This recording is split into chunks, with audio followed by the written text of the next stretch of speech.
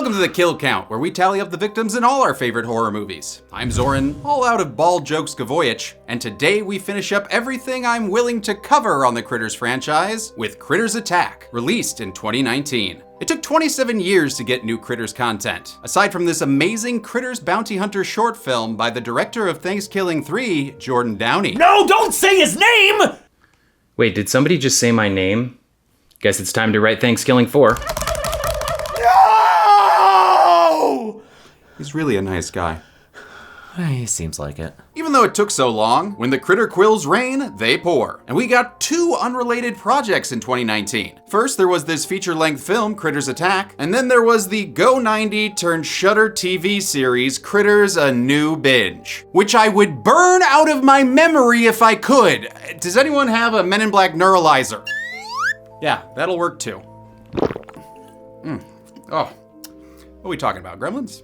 Critters Attack is a quasi-reboot with new characters, a new setting, and new critter designs. Now I say quasi because Dee Wallace does make a return, but it's not entirely clear who she is. Her character's named Aunt Dee, but in an interview she said she was reprising the role of Helen Brown from the first film, and that the name change was for legal reasons. What a crock. The fifth Critters film features a whole new team behind the camera. It was written by Scott Lobdell, whose writing was previously seen on the Kill Count in Happy Death Days 1 and 2. Directing duties fell upon Bobby Miller, best known for writing and directing the horror comedy The Cleanse, that had its own little puppet in it. Look at that little cute, disgusting thing. Yeah. The shoot for Critters Attack, much like Critters 2, was an ambitious one. They tell you not to work with kids, puppets, shoot at night, and we did everything. As for the critters themselves, the Kyoto brothers did not return due to the low budget. But having gotten their start in low-budget films, they were happy to hand off the opportunity to someone else. Give it to the new guys on the block who will work really hard, give it the best they can, because for them it's an opportunity to do something, because work gets work. Those new guys and gals were Amazing 8 Productions, a Canadian-based company started by Werner Pretorius, whose credits include Deadpool 2, Peacemaker, and a personal favorite, the Snowpiercer TV show. And I wanted to say I 100% admire the commitment and work from the production and FX crew who gave this movie their all, even in the most difficult of circumstances. We had to bury 3 puppeteers underground. They would have to stay underground for the entire time that we were shooting. The movie's low budget also caused production to move to South Africa to take advantage of tax breaks, much like Tremors 5 and 6, though thankfully there's no sand for snow. Can you just pretend it's snow for me? Dead meat? Go with it! The cast is a mix of American and South African actors, and the main story follows a girl named Drea whose babysitting gig gets interrupted by a new Critters invasion. Most of the previous films had kids in lead roles with some success, but Critters Attack feels like an early 90s family-friendly Moonbeam entertainment film, kind of like Pre-Hysteria, but with more gore thrown in. The end result is a tone that's just off. The characters feel just a bit broad and cartoonish. And yes, while the original films definitely had cartoony elements, its characters still acted like real people. I mean, this one has a guy who tries to impress Drea with a mixtape of bagpipe music. You're hitting it.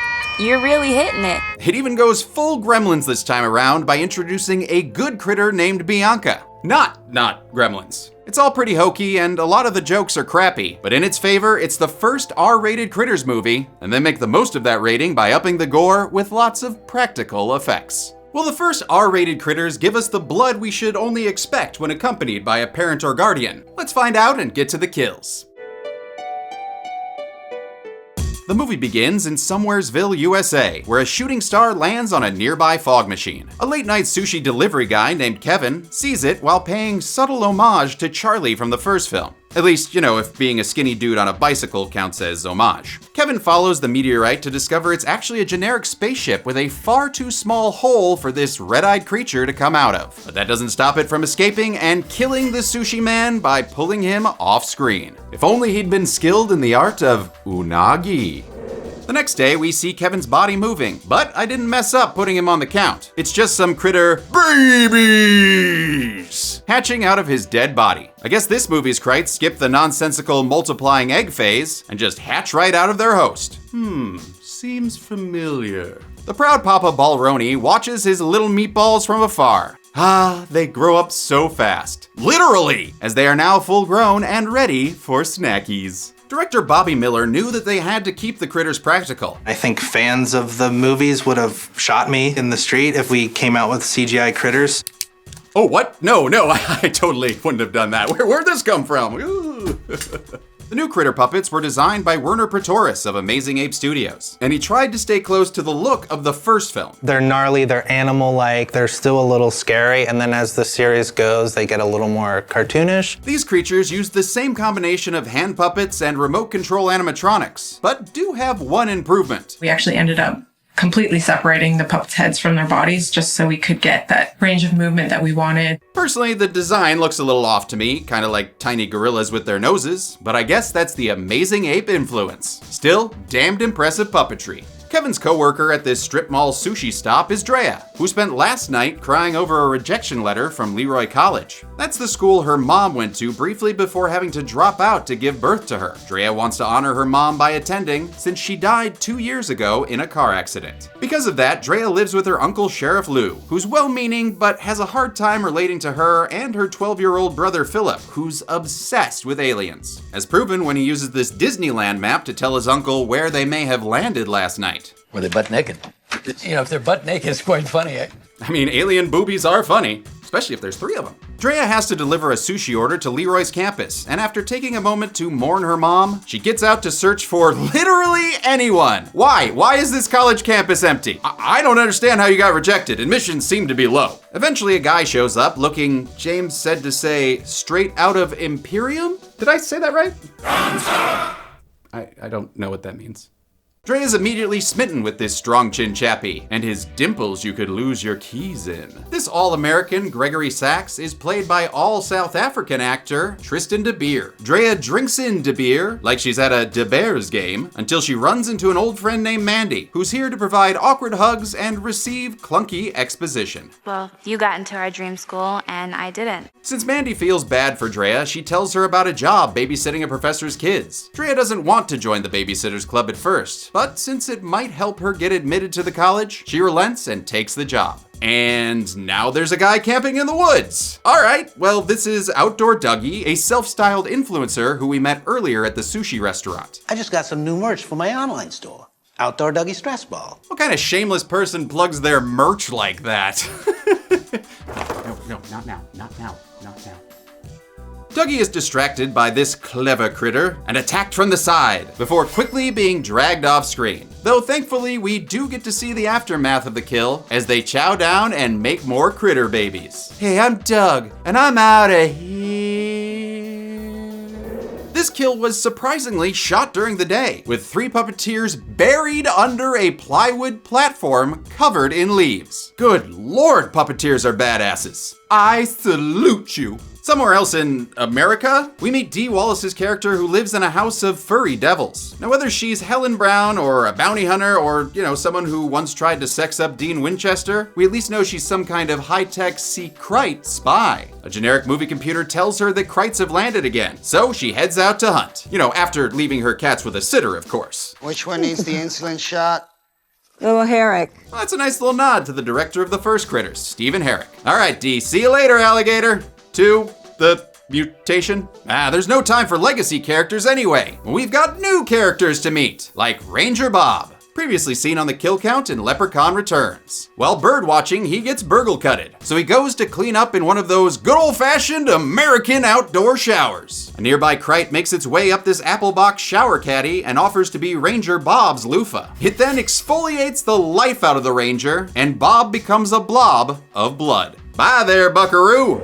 The Krites stick to the title with another Critters attack when they overpower Bob's fellow Rangers, Jonathan and Carol. They're killed discreetly behind the blinds, but thank boo-boo, we get to see this Pickanickapock Rangers a little later. Looks like it's babysitting time as Drea arrives at Professor Lacey's chalet. The professor is ever so briefly played by Tanya Van Gran, previously seen on the kill count being forced to kiss Bert's son, Travis. Yuck, gross. Her kids that Drea is babysitting are precocious nerd Trissy, whom Philip has a crush on, which is why he agreed to tag along. And then there's little brother Jake, who only communicates via text. So what makes him different than other kids today, am I right? Oh, childhood is dead. Dr. Lacey escapes the room before Drea's tournament of boredom can begin with a jab at the original film's release date. Anybody want to play a card game? What is this, 1986? To move things along, they go for a picnic in the woods, where Philip tries to find the nerve to talk to Trissy. If only they had some common ground to bond over. Like, say, a woodland critter without the Christmas? What if it was an alien?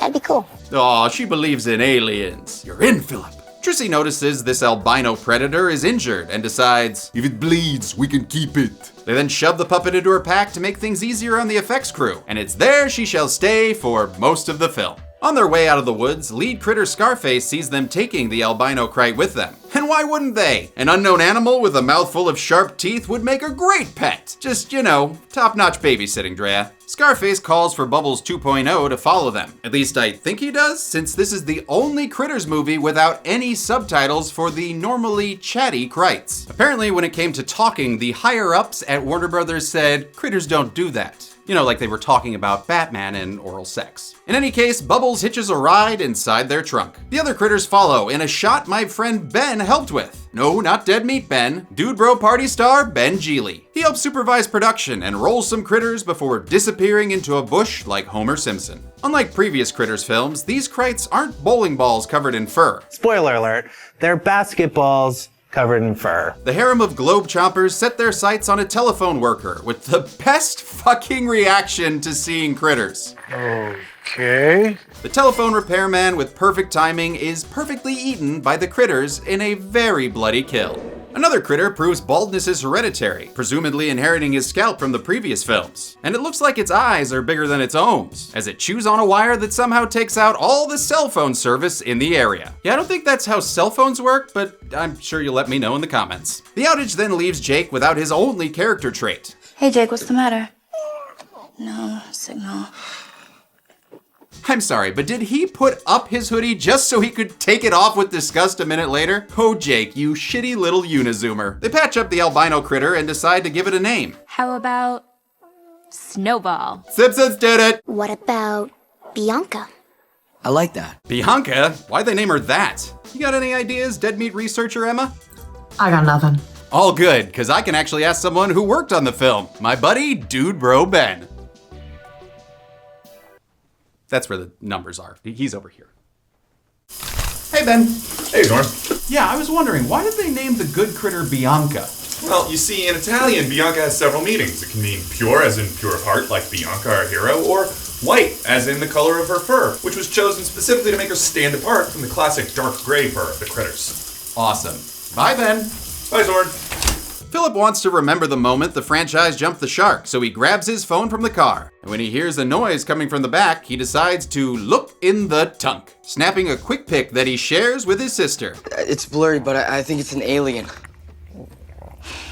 Seriously? You don't believe him? You are standing right next to one! God, you're worse than Scully. Well, if the picture didn't convince Drea, the real thing should, as it bites into Jake's leg, who reacts by just kind of standing there and screaming and not, fighting back in any way. Luckily, Drea kicks it away, which is something the Kyoto brothers always hated in the previous films. In a scene, they're fighting a critter and they kick it or they hit it, and you say, no, there's a hand in there. They very easily make it out of the house, but Trissy wants to go back for Bianca, who, can't move on her own for fear of revealing the puppeteer. Drea thinks Bianca could be dangerous, but Trissy's believing the strangest things and loving that alien. Drea then casually strolls back into the house to find bubbles everywhere and lots of globs of green, which means we can add our first pincushion of a critter to the count, courtesy of Bianca herself. She grabs the white crate and gets back to the car, but I guess this is one of those cars from Blood Drive as it's leaking its plasma petrol, forcing them to walk to the police station to see their Uncle Lewis. They get there and fail to convince him of their alien experience since he refuses to look at the picture Philip took.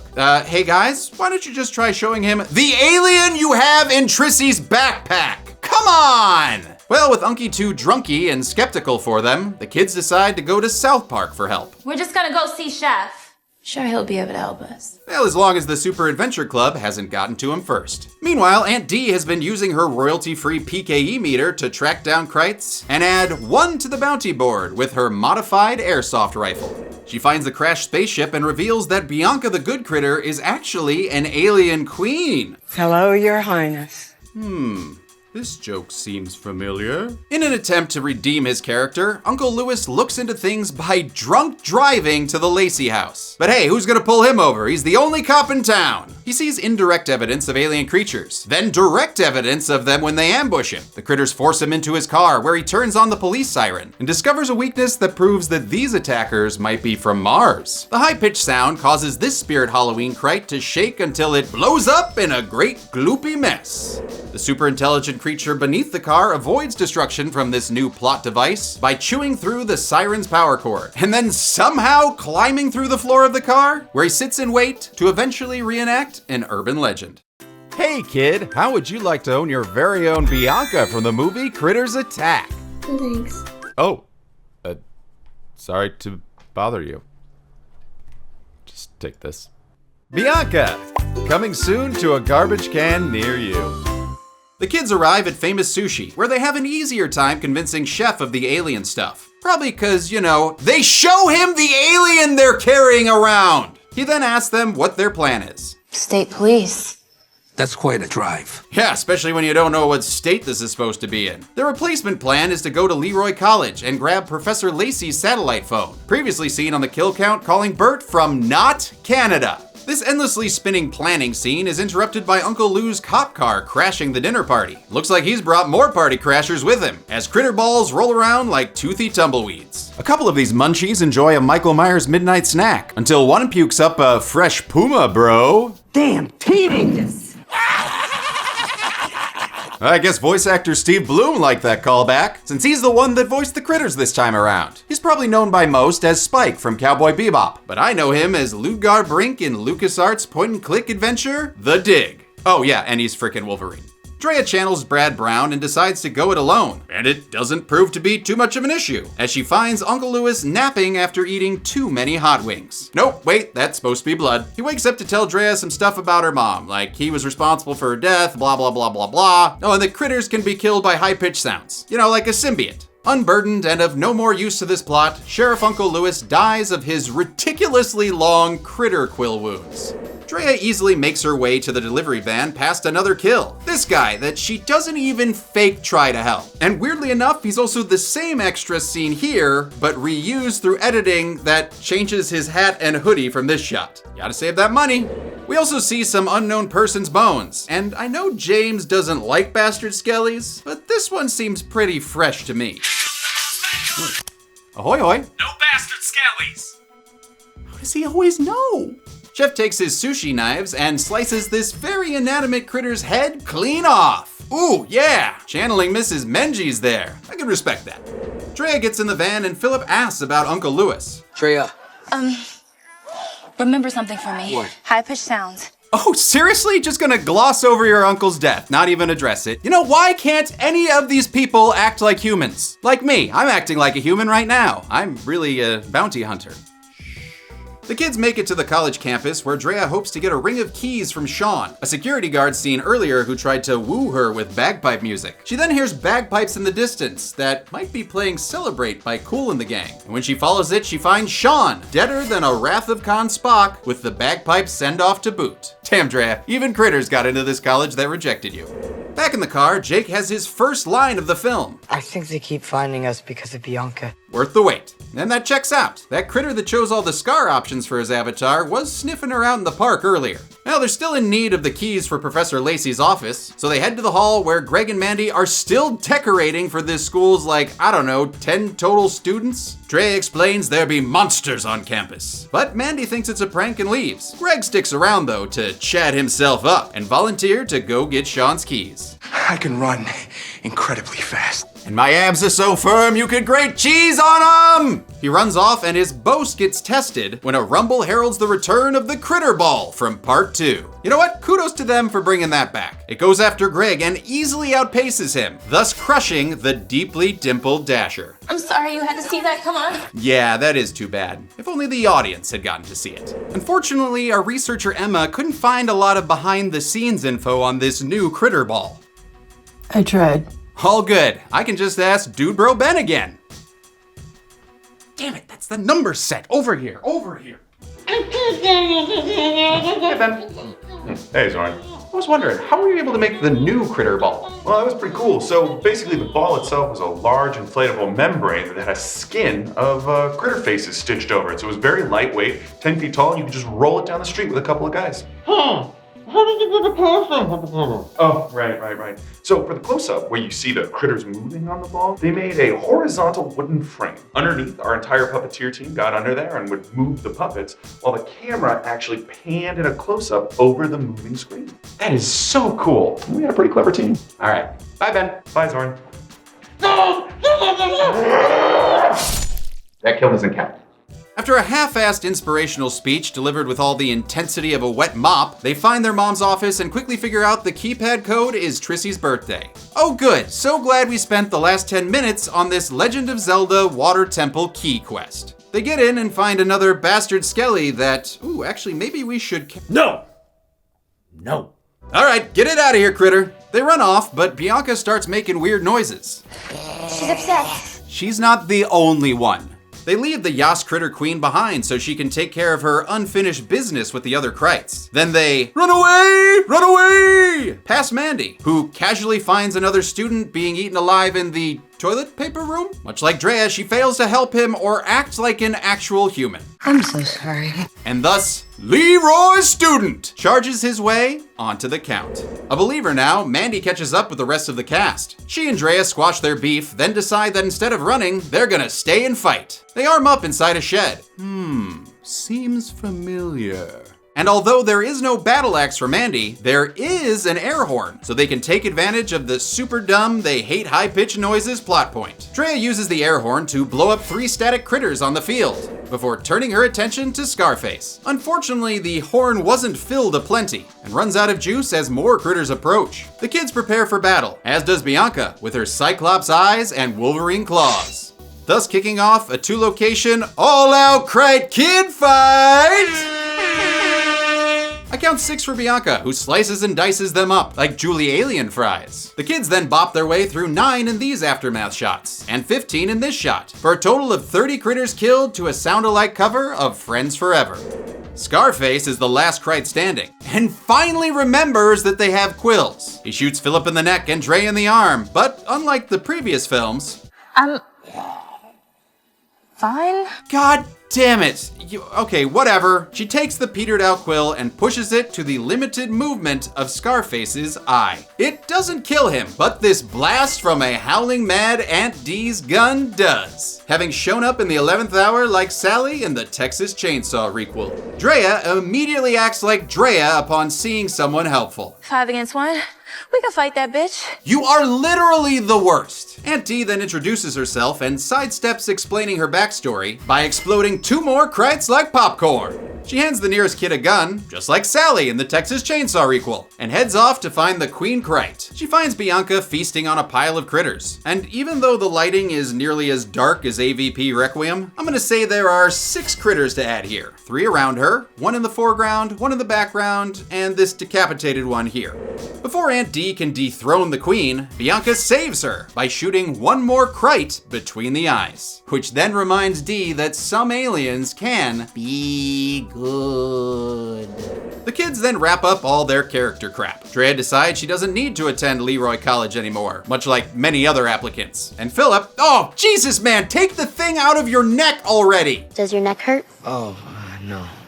You guys are gross. Ugh, amen to that, Jake. And thankfully it looks like the movie's finally over. That is until the critter ball arrives, which was once an exciting thing for me to experience. It reverse Rockies down the stairs while Agent Dre and Agent K Can I Get My Money Now pause for dramatic effect before blowing up the critter ball with After Effects tutorial flair. And honestly, cause I don't care anymore, I'm just gonna add the same 804 critters calculated for the last ball. Actually, there were some comments about the accuracy of my math that I'd like to address. I don't care. But I made a chart. The movie then ends with a real dumb joke, or, you know, whatever this is. I told you aliens are real.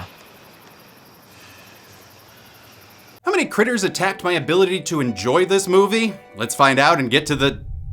Oh crap. Critter ball!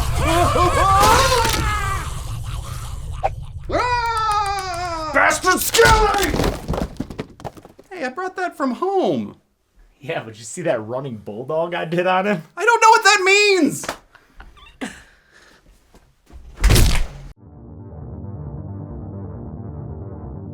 Well, 11 people died in Critters Attack, 10 men and 1 woman, proving the critters don't attack equality in the workplace. With a runtime of 89 minutes, that gives us a kill on average every 8.1 minutes. As for the bounty board, we can add 851 critters, 14 for Bianca, 1 for Chef, 1 for the sheriff, and 835 for the kids and, whatever Aunt D was, giving us a critter kill on average every 6.2 seconds, which makes this the highest creature kill count. Not that that's a thing at all, but hey, James doesn't have to be sad about this one, because I'm already not happy about it. As for the franchise totals, we can add 30 humans, or humanoid aliens, that were killed. That is, if I include the random polar ice guard I forgot to count in Critters 2. Yes, I read your comments. Still, this pales in comparison to the 1,697 critters whose balls were busted across all 5 movies. Now I'm done with ball jokes. I'll give the golden chainsaw for coolest kill to the telephone repairman, mainly because of his reaction. Okay. Plus, I feel bad for giving the dull machete and tremors to those phone workers. Telephone repair industry deserves better. Dull machete for lamest kill goes to Gregory Sachs. I know there were plenty of crappy off-screen kills, but this one pissed me off the most because it's a freaking critter ball, and it is a crime not to show us that wiggly skeletal aftermath. And the Bounty Booty Award for best critter kill goes to, I don't know, this one? Sure, okay, I don't care anymore. And that's it. Critters Attack came out in 2019 and is, not great, but still head and shoulders above the Go 90 abortion that was a new binge. Don't even get me started, I'm not covering it. So, thus ends our time with the Krites, and me as your host, since James returns next week with Urban Legend. And without a TARDIS to walk off into, I'm just gonna say, until we meet again, I'm a man who once opened for Harold Ramis at a synagogue comedy show, and this has been the Kill Count. There we go! Another reign of Zoran has ended on the channel and hopefully has not ended the channel. Again, just like the Tremors kill counts, I was able to get cameos from even more of the Dead Meat team. We had writers Tim and Jeremy, brand manager Ben and his Star Wars love, executive assistant Fiona, producer MK, Dead Meat researcher Emma, and editors Bree, Josh, and even Sarah, the newest editor. So I got everybody! Didn't forget one single person. God damn it, Zoran, I'm always odd utensil left out. Did you hear something? Anyway, I'm always honored to be a guest host on the Kill Count. It means a lot to me. I wouldn't be able to do this without you and your support as well. So thank you everyone who enjoys Uncle Zoran helping out the Kill Count from time to time. And I know the Kyoto brothers were not involved in this film, but the Critters franchise as a whole would not exist without them. So I'd like to leave you with some words of wisdom from the Three Stooges of visual effects. Be good people! Thank you so much, you wonderful humans.